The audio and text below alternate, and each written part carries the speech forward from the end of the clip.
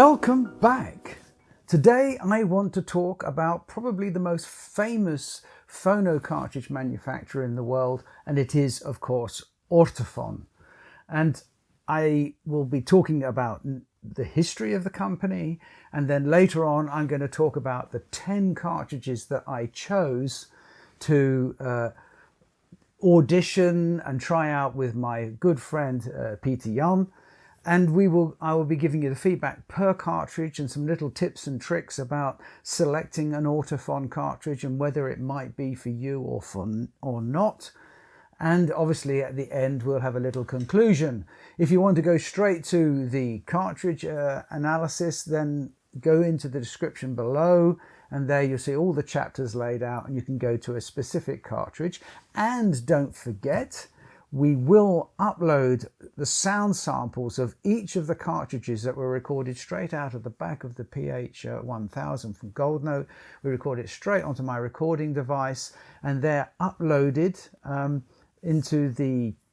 onto our website, and you can hear them on the website, or you can download them and listen to them in your own system. So if you want to get a feel of what was the difference between the 2M Black and the MC X40, for example, that you can do, or you can compare the SPU cartridges that I choose. But that's all for later. For now, a little bit of context as always, and a little bit of history, because I got this book from Mike, the distributor of Ortofon. It's a fantastic book. It's called A Century of Accuracy and Sound, and it just takes you right back to the beginning of the company.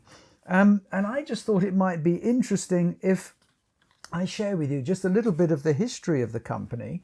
And here we go. Ortofon was established in 1918, and it was originally called the Electrical Fono Film Company. And it was founded by Axel Peterson and Arnold Poulsen. Now the name Electro Fono Film, electro was modern, so we're talking about moving away from just the chemical process of film and somehow connecting electricity to it. And it's not, as you'll see, about the light, it's about the sound. And they were experimenting between synchronizing sound and film. And they started that, so with the very early experiments of sound on film and talkies. And by 1923, Axel Peterson and Arnold Poulsen succeeded in their task. Now, in the 1930s, they started to branch out into studio equipment. You know, typically things like microphones, amplifiers, optical recorders, because the sound was often in the early movies was with a little light bar on the side, which you had photoelectric cell, and that's how they converted the light into sound. Anyway, that's for another talk. But what is important for our cartridge history, if you like, is their transition towards records and cartridges, which happened around 1945. It was still the Phono Film Company, that was the official name, but they set up a new company called Ortofon. Well, it's not a new company, to be correct, it's a brand name at this point. And Ortofon was set up to design and build a cutting head to cut vinyl records.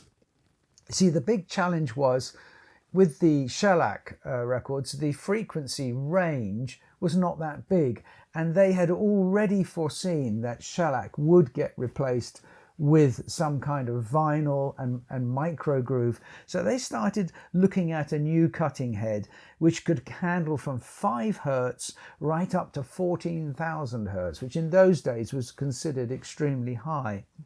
By April 1947, that is, of course, Ortofon becomes the registered trademark, and then 1948, their really first moving coil cartridge, it's a mono one, is introduced. Now, I must say that all of this happened in Denmark. They were from the very beginning set up in Denmark. And I have to say also that reading the book, it's quite a complicated history, because the company is sort of taken over and owned by various people throughout its history. But as far as I can tell, production and design has always remained very firmly in Denmark. So as I say, the first moving coil cartridge is introduced in 48 and often named the Mono A to match the cutter output. So the idea was, they say, right, we designed a cutter, now we've got to design the perfect cartridge stylus assembly to pick up what we've cut into the vinyl. So in 59, the first stereo cartridge came out, SPU, stereo pickup. And if you hear me sometimes refer to pickup arms instead of tone arms, it's because that's what I was called. And my uncles would say, oh, the pickup arm, because that was the name. It was the arm with the pickup on it. But today in modern times, most people refer to it as a tone arm. Anyway, so the stereo SPU was invented by a guy called Robert Goodmanson, and he was really the person behind it. And he came up with the idea of a low impedance coil with a minimal number of turns. So it had a low output, but then you use these step-up transformers to give it sufficient voltages for the preamplifiers and phono amplifiers of the time. So just to quickly go through, in 69 the first moving magnet cartridge came out, the M15, and then the one that I remember very well, the VMS 20E in 1976. By that time I was moving into my own flat. I bought my stereo, my Goldring G800E had been kicked out, and my Ortofon VMS 20E. Wow, that was the thing to have. The Mark II in 78, 79. I think it would have been the Mark II I would have got a little bit later in 78. And then of course what Ortofon is very famous for by what I would call the younger generation, the DJ generation, is of course the Concorde cartridges, the range they brought out in 1979. Now I poo-pooed them, I didn't take them seriously. I was definitely not into DJing or any of that kind of thing, double decks or whatever. So I didn't take that seriously, but you have to think that the real aircraft, the Concorde, came into service in 75. So in 79, this was a very modern shape, state-of-the-art shape. And it was designed actually externally by the external design studio in Denmark, and it was Møller Jensen and Jan Trægaard. I don't know, Trægaard, I suppose it's pronounced. Forgive me if I've got it hopelessly wrong. I probably have. But they really sort of took the design and sort of Ortofon's engineering, said, right, how can we make this work and make it look spectacular? And what a fantastic job they did. And they also come back into Ortofon's history in 2007 when they introduced the 2M series, and Møller Jensen is still independent design house, is commissioned with that, and you'll see that 2M series, the front of where the stylus goes in, where the holder is cut to look like a diamond, to give it a diamond shape. And I have to say, they look fantastic on the pickup arm. And I do think that's quite an important element into a company's success. We want things to sound beautiful. We want them to work extremely well. We want them to last a long time. We want them to be serviceable. But we also want them to look nice. And when you have a design like this, isn't it a wow? I mean, so if you have two identical cartridges or similar, you're choosing between the two, I know I would always go for the one I think, well, that also looks nice. I like that. If they sounded the same to me, I would go for the one I like the looks of. That's just me. And yeah, it's a bit silly really, isn't it, sometimes? So just to give you an idea of how successful Ortofon is, they are making today over, I think it's 500,000, so 500,000 cartridges a year. That's their production, and they are the world's biggest manufacturer by quite a long way. So maybe I should show you what I did. I mean, this is sometimes, there's a lot of work that goes into making these films. And, you know, I'm not going to complain while I start all the violins playing, but I don't do it for the money because goodness knows the income from YouTube doesn't even cover the editing costs. But what I will tell you is that sometimes it's fantastic, especially if you've got a great distributor to work with who will help you, and if the manufacturing company themselves are really helpful, which it was the case with Ortofon. It was fantastic. So I could basically just choose whatever I liked. It was like being in the, being 7 years old and in the sweet shop and suddenly being told by an aunt that I could just choose whatever I liked. So I knew I couldn't choose the whole range. It was impossible. So I actually picked up on 10, and they sent them to me as my wishes were. So this is the 10. I'm going to start in some kind of order, and we'll go through them one at a time. Okay, so I started with mono cartridges. I thought, right, Ortofon started in mono. They still make mono. Mono is still very, very popular today. And with the turntable I've just been talking about, with the connected Fidelity turntable, that's a review that's coming out soon. The turntable that you've seen throughout all of these series on What Phono cartridge. Obviously you can have a tone arm with a mono on. You can put 3 on it. So you could have one with a stereo top of the range like Verisimo or the X90 for something like that, for example. Or you could have a third arm even. I didn't have 3, I have a third arm, which you would have maybe for a micro groove. So if you're going down the mono route, be very careful. Make sure you're choosing your cartridge for the kind of mono records you're going to play. And this is the mono record that we played. It's the Stan Getz and Oscar Peterson trio. I Want to Be Happy, track 1 on side 1.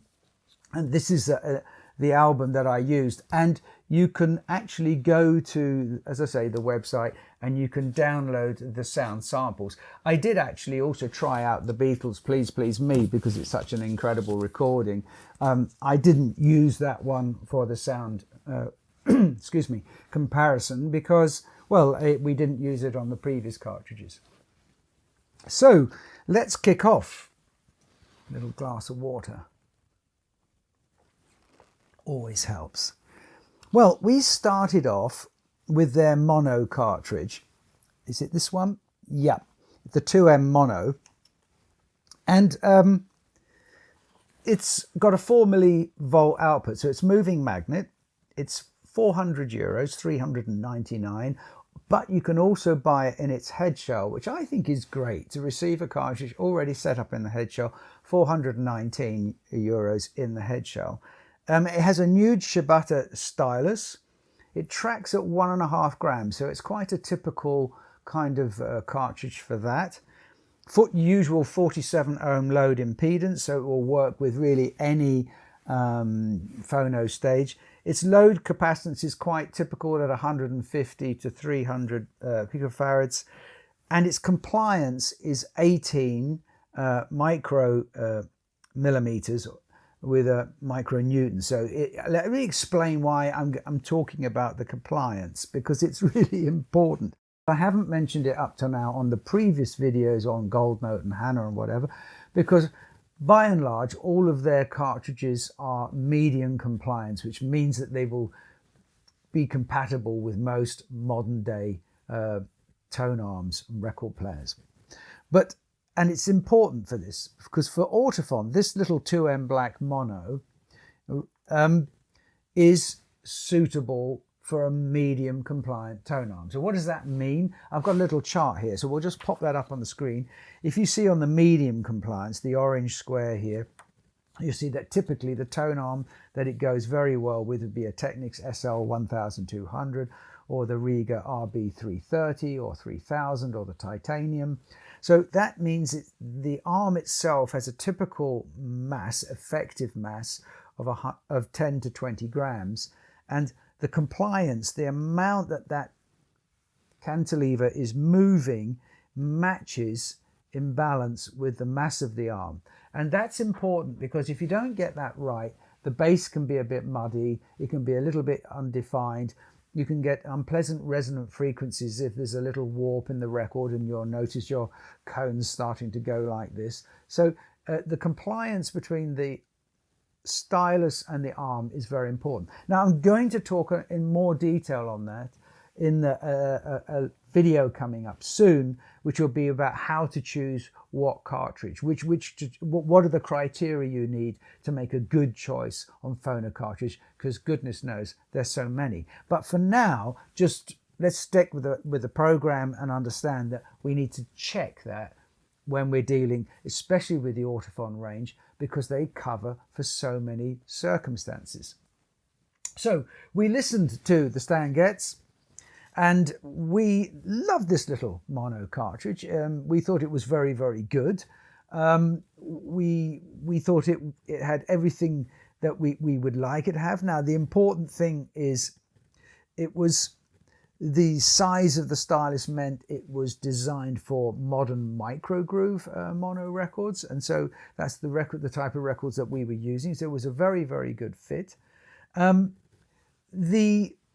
On the other hand, we then switched over to the SPU Mono G2, which is actually €1,099. So in all essence, 1,100 euros.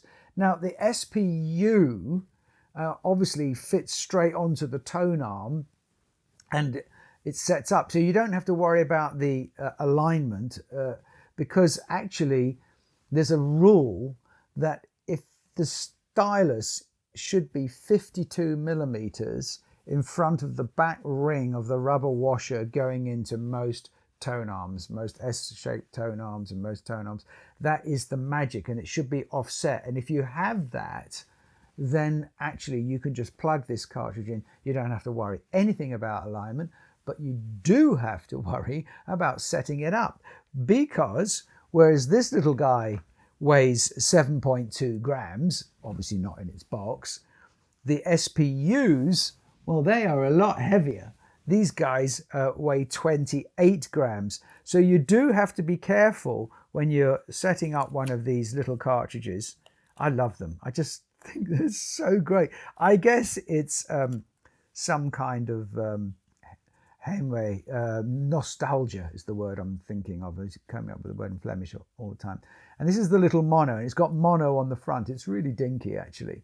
So you can just plug that into the end, and not only will it sound great, I'm just going to very carefully put that on one side here before, I don't want to damage it. Excuse me whilst I do that, and we'll pop it back in its box later. But the thing we need to be careful of, obviously, that if it's 28 grams, have we got enough weight at the back of the arm to get a balance? And you'll have seen that the tone arms, the Sorane, have a little extra weight at the back you can take on and take off to help balance it. So it's 28 grams. Spherical stylus, which is completely normal for a lot of mono pickups or cartridges, I should say. The tracking force on this, on the SPU, is 4 grams. So that's really heavy. So watch that. So if you've got a dial on your thing and it goes only up to 3, well, you've got to keep dialing for an extra 1. And maybe it's not a bad idea to invest in a little scale. They're not expensive, the little digital scales. Then you can be sure that you've set it up correctly. And the compliance on that one is 12. So actually that's quite good. If I come back to my chart, 12 is fine. So on the mono SPU, the compliance is good. You can put it onto a modern tone arms. So that is a big, big advantage. But what do we think of the sound of them? We found that the SPU, okay, it's double the price, more than double the price. It was less harsh. The 2M seemed to be quite bright. It was revealing a lot of the, should we say, problems in the old piece of vinyl that we had. It was doing its job, basically. But the SPU just sounded less harsh, but strangely more detailed. And that was a really interesting thing. I think that maybe the design of the stylus and the whole assembly is such that it's just digging deeper into the groove and it's just extracting more data. So if you've got a large mono collection that you want to listen to, personally, I think it's worth the extra investment of going up to 1,100 euros and investing in the SPU Mono G2. The casing itself is apparently a mixture of groundwood and composite, which is the same for all the SPU cartridges. And I do say, for those old records, this one seemed to work really, really well indeed. Now, that was all the mono that I explored, but Ortofon do other mono cartridges for shellac 78s and things. So go to the website if you're interested in that, and do make sure that you get a really good match to your system. Now we went on to the wonderful Claire Teal, Ella Fitzgerald. This is the record that we listened to throughout all of the listening sessions, with rooms set up exactly the same. The speakers were not positioned like they are here. I just do that for the video to make it look nice, and to show off our loudspeakers, of course. So no, it was always exactly the same. Everything was set up the same. But the Claire Teal is an incredible thing with the Sid Lawrence Orchestra under the leadership of Chris Dean. And it's from Chasing the Dragon Records. You can't buy this record. You can't stream it. You actually have to go to Chasing the Dragon Records. It's a direct cut recording, fantastic recording from Mike Valentine. We'll put a link in the description, as always. But if you go to our website, you can actually, as I say, listen to or download the recordings that we made of each cartridge playing that record. So what was the first one we started with? Well, it was the 2M Black. There we are, the 2M Black. This is the top of the range of the 2M series, and it's a whopping 600 euros. So, you know, in cartridge terms, that isn't necessarily a hell of a lot, but it's a significant amount. At 200 euros, it's got a 5 millivolt output. It's got a nude Shibata stylus. It's got a tracking force of 1.5 grams. So all of these things are standard. Usual typical 47 load impedance, 150 to 300 picofarads, so that's all fine. Its compliance is 22, so it's quite high. It's on the higher edge of the compliance, but it's still okay for your standard Technics turntable and your Riga RB330s or whatever. That's fine. It's just at the top of that range. And that might also be a reason why with some cartridge pickup arms, tone arms, this will work really, really well because it's on the forgiving side and it will just tighten up that bass a bit. The weight is 7.2, so it's again like the other one, it's extremely light, no problem at all. And of course you've got the red and the bronze and the blue, and respectively they're all pretty high in compliance, 20, 22 and 20 respectively. So they're all at the top end of the medium compliant range. I wouldn't worry about it. It's actually a good thing in most circumstances. So what did we compare it with? We compared it with the SPU 1E. Where is that? Because the SPU 1E, I think this might be the cheapest of the SPUs. It's 849 euros. So it's an elliptical stylus. So the SPU 1E has a very low output, even in terms of moving coil. So it's very much moving coil. You've got a 0.18 millivolts. So that if you're going to go for this cartridge, you probably should invest in the step-up transformer from Ortofon, or make sure you've got a very good phonostage, because you know it needs quite a lot of amplification. As I say, it's got a tracking force of 4 grams. It's a 10 ohm load impedance, so that's quite low.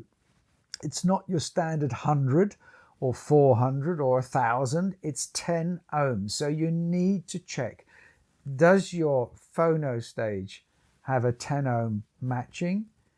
Can it cope with a very low output? If not, stay well clear, because you're going to have challenges unless you go for the step-up transformer, as I say. So its compliance is 10, So that 10 means it's at the top of the low compliance. So it's specifically very, very good with the older like SME, 12-inch SMEs, that kind of thing, that it will work fantastically well with. Now, how do they both sound? How did they compare? I need to say, first of all, the 2M Black was a wow. Straight out of the curve, we loved it. We just thought, this is really, really good. It was dynamic, but it wasn't exaggerated. It had all the detail, but it wasn't harsh, it wasn't bright.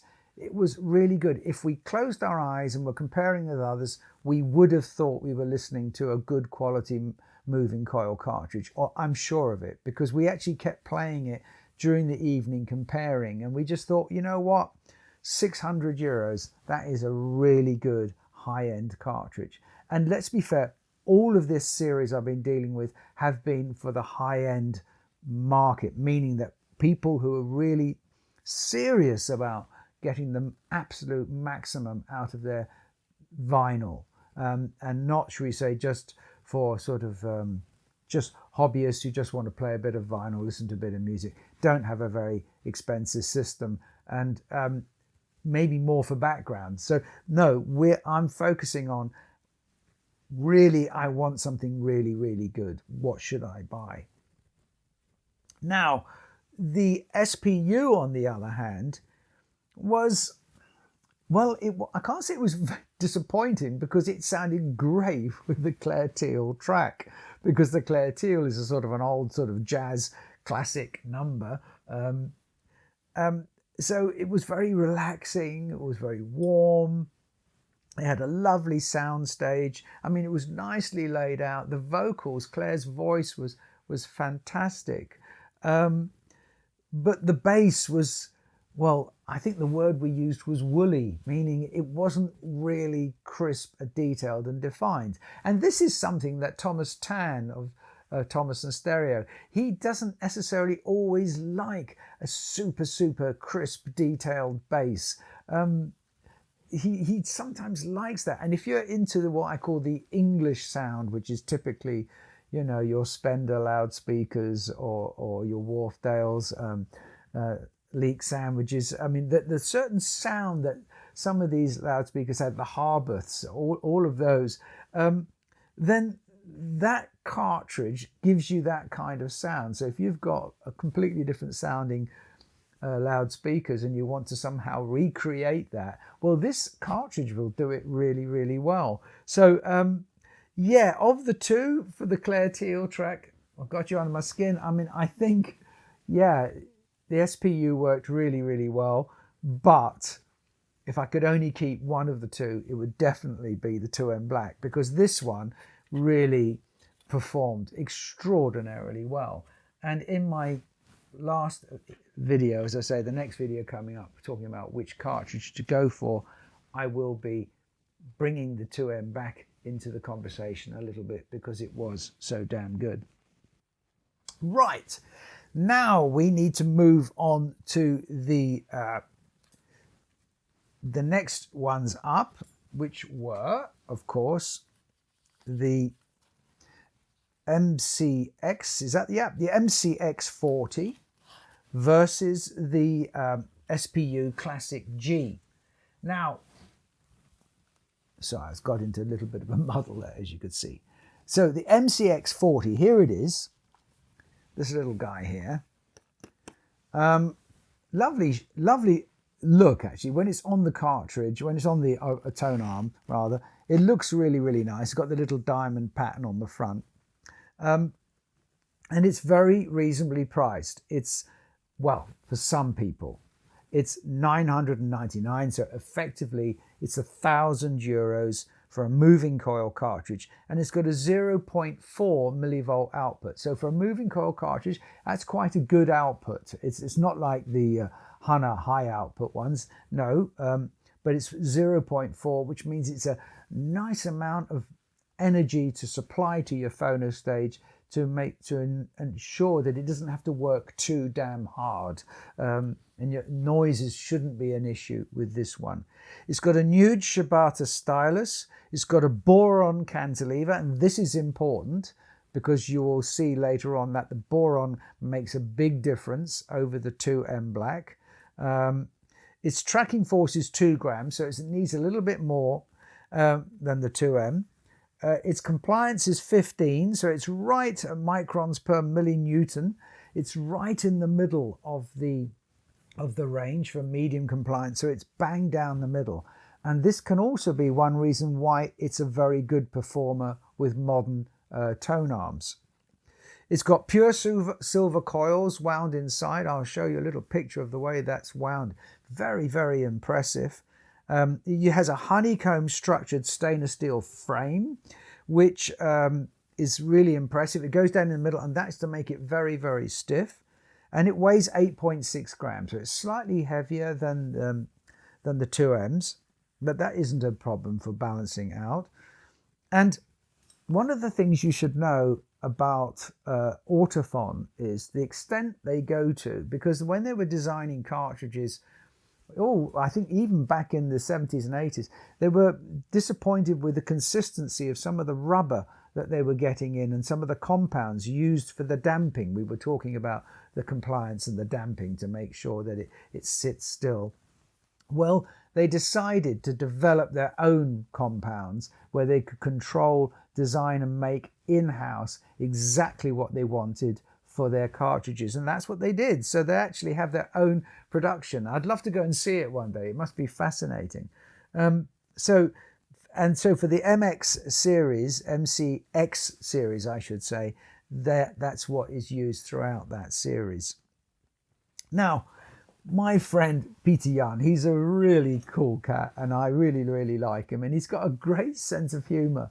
And he fell in love with the MC X40. He said it was great. He loved it. I loved it too. It was really, really accurate. But it was nice. It had a well-defined sound stage and very detailed bass, but it was delightful bass. He actually said, forgive me for laughing, he said that it was the love child of the SPU and 2M black. He said it had everything of the SPU he had heard and the 2M black, but together, and everything was just better than either of the two of them. I just thought that was a really funny thing to say. And then later on, when I was trying to get him to talk about what it was, and Peter Jan doesn't have all the vocabulary that a lot of reviewers have, you know. And so his description was, it's a bright sunny day versus a jazz club. Meaning when you listened to the SPU Classic G Mark II, which is 1,200 euros, so there's not a lot in it, there's 200 euros in it. The SPU Classic G, he said, was more like a jazz club. When you listen to the Claire Teal, it gave that feel, you know, it was a warm, smooth, very relaxed, very laid back, very nice, but not wow. If you're looking for that really, I would call it almost old-fashioned sound to play your old records or the modern pressings of your old records, then the SPU Classic is great. But the MC X40 was fantastic. That was really our choice. Now, I need to come back to the SPU Classic because let's start with its compliance. It's 8 micrometers per millinewton. So it's moving 8 micrometers for every millinewton pressure. So this means the SPU Classic needs a low compliance pickup arm. It's right in that range between 5 and 10 at 8 for a low compliance pickup arm. So if you've got one of those, make sure you've got a tone arm with a mass of between 20 and 30 grams. Because like you get yourself a second-hand SME 3012, you know, the big 12-inch arm, it will sound fantastic with that. And I think that's why the bass was a little bit woolly, as we called it, because the compliance wasn't quite right with the Sorane tone arms. Now, Sorane don't publish their effective mass, but I'm guessing they're around about 17 grams. I'm just, from looking at it and calculating from the numbers that I do have, it seems to be that, but I don't know. And it's a bit annoying actually not knowing. But so I think if you're going for the SPU Classic, get yourself a higher mass tone arm, and then you'll have a match made in heaven. That I'm absolutely sure of. So let's move on. What is my next one? Oh, the Cadenza Black, I guess. Yes, the Cadenza Black. Is that this one? Yeah. Now this, they say things that come in small packages, you know, are the best. This is an unusual box. I don't know whether they always come in this box or whether it's just a sample that comes from Ortofon. I wish I hadn't started now. But it sits in this little tube, and I'm taking it out because I think it's rather cool. This tube, I can imagine that for them, from the Earth's resources and everything, this is quite reasonable, and it seems to keep it in a really good way, and it's very strong and very easy to attach to. So I liked it. You just unscrewed the top and out it comes, and then you can just, this piece just unscrews, it comes out, and then you can safely fit the tone on. What I liked was the back of the Cadenza Black as well, where the pins are all recessed in. I like that. That means that everything is nicely shielded in there. So I'm just going to pop that on one side. Sorry for the noise of the polystyrene. I know that it annoys some people. Okay. So what did we pair the Cadenza Black with? We compared it with the SPU Royal G Mark II. So the Royal G is not that one. I think it must be this big one because it's splendid. This is the Royal G indeed. Sorry, Ortofon. I'm going to open the box because I want to show my viewers how wonderful it is. Now, if you're going to buy an SPU and you have a whole collection, I find this marvelous. I'm not normally a big one for wastefulness, but this is a lovely, lovely box. I'm just going to have to pull this off the side again, apologies, but when you open it, you have this wonderful cartridge inside, and tucked in the lid here is a lovely plate. I think it's nice because if you've got a collection of them, of different cartridges, that you can leave on the side safely, and you know it's not going to get damaged. So what is really interesting here is if you're going to go for this guy and you want to compare it, and your choices between, do I want an old-fashioned SPU cartridge or do I want to go for a modern?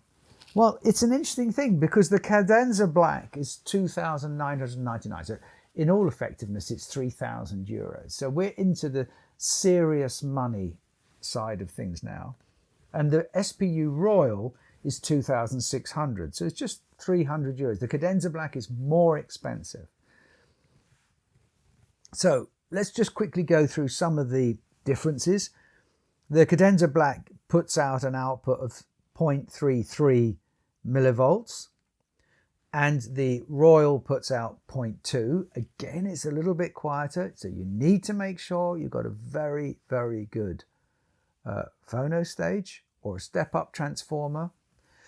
The Cadenza Black has a nude Shibata stylus on a boron cantilever, so we remember that from the previous cartridges, and it tracks at 2.3.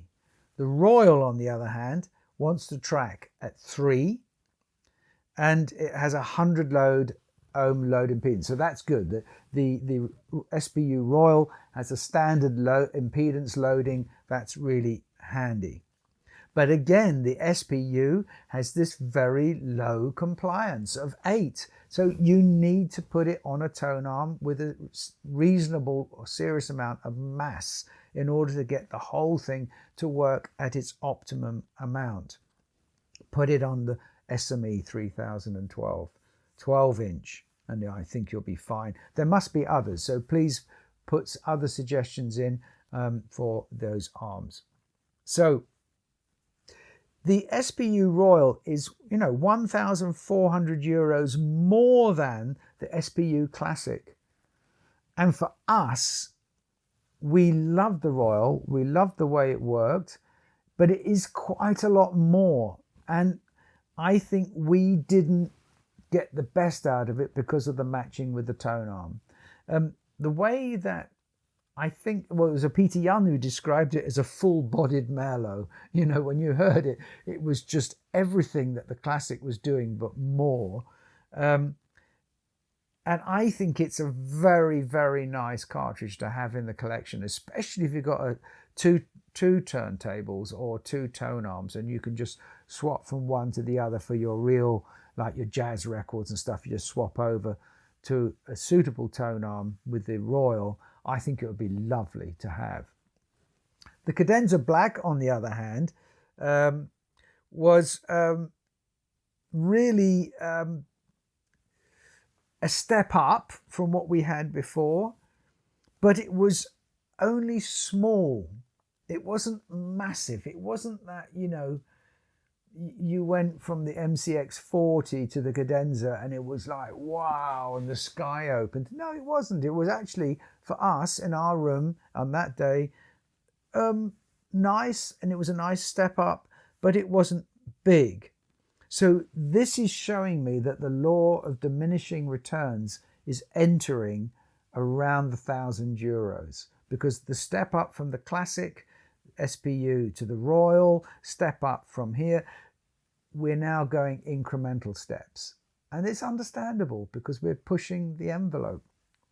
The Cadenza Black was fast, detailed, sounded great. There was nothing that we could say was negative about it, but would we spend the extra? If I had the cash, yes, I would.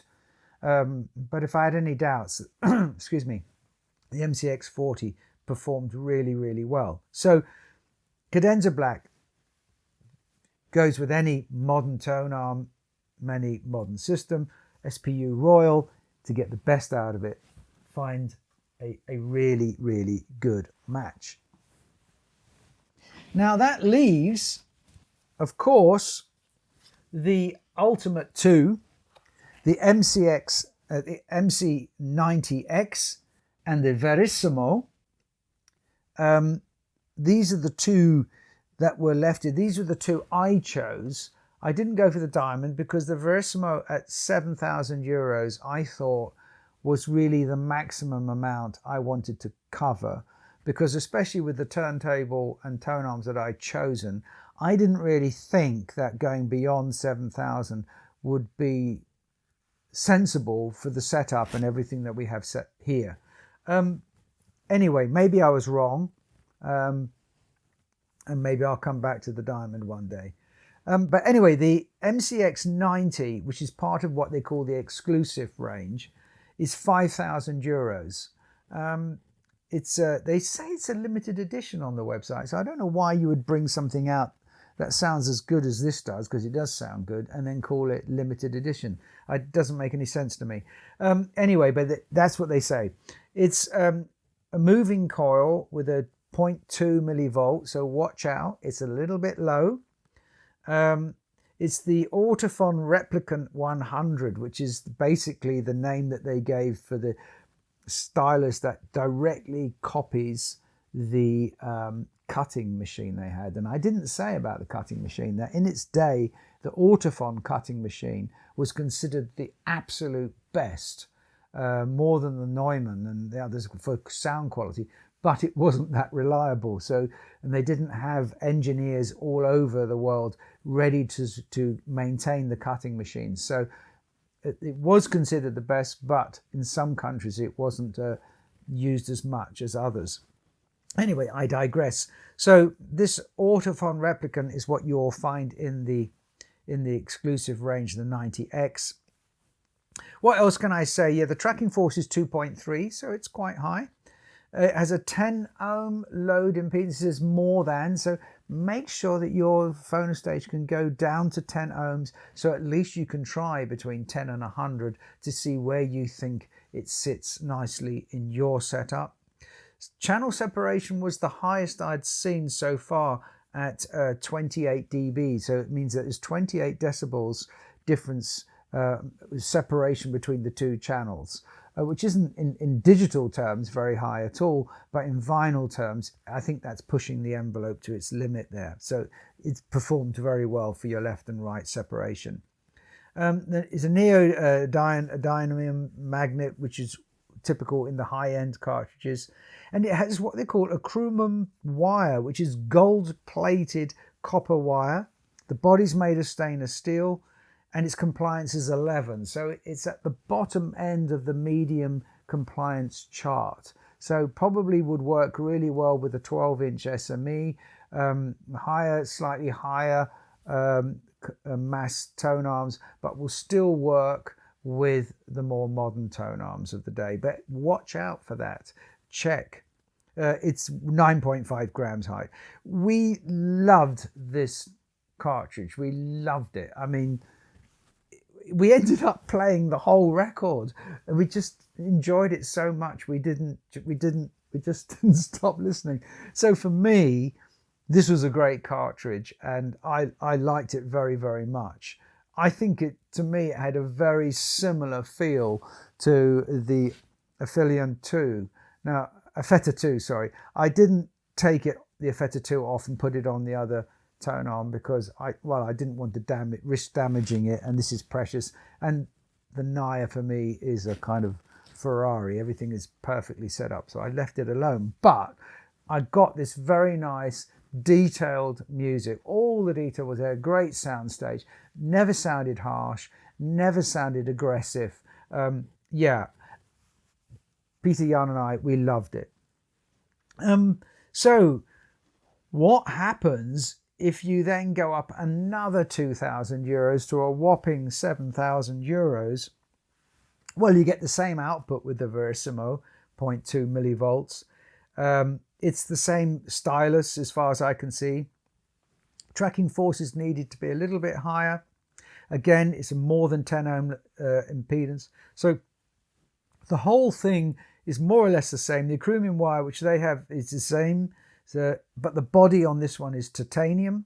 It weighs the same, and its compliance is slightly higher at 13, which brings it back into the medium compliance. So for a modern tone arm, so the Riga tone arms, the Technics tone arms, the tone arms of the medium mass, probably the Soranes, all of those, this is right bang in the middle of its comfort zone. So, but I have to say, comparing the MC 90X and the Verisimo in our system here, in this room with the connected Fidelity TT Hub and the Sorane tone arms, do you know what? There wasn't a lot of difference. I'm sorry, I'd like to say it was night and day. It wasn't for us. We thought it was good. We couldn't find anything wrong with it. It sounded fine. But I think neither Peter Jan nor I would invest in it personally, because it just didn't have a lot more than what we had on the 90X. So let me just conclude. This is a long video. I do apologize for that, but we had 10 cartridges to go through. My conclusions are this. The impedance matching is very important. So I think for the Ortofons, what was unique about the Ortofons was they all sounded good. And as Peter Jan said, there was a kind of step between all of them. You played one, then you played the next ones. Forget the SPUs for a moment, because that's a group on their own.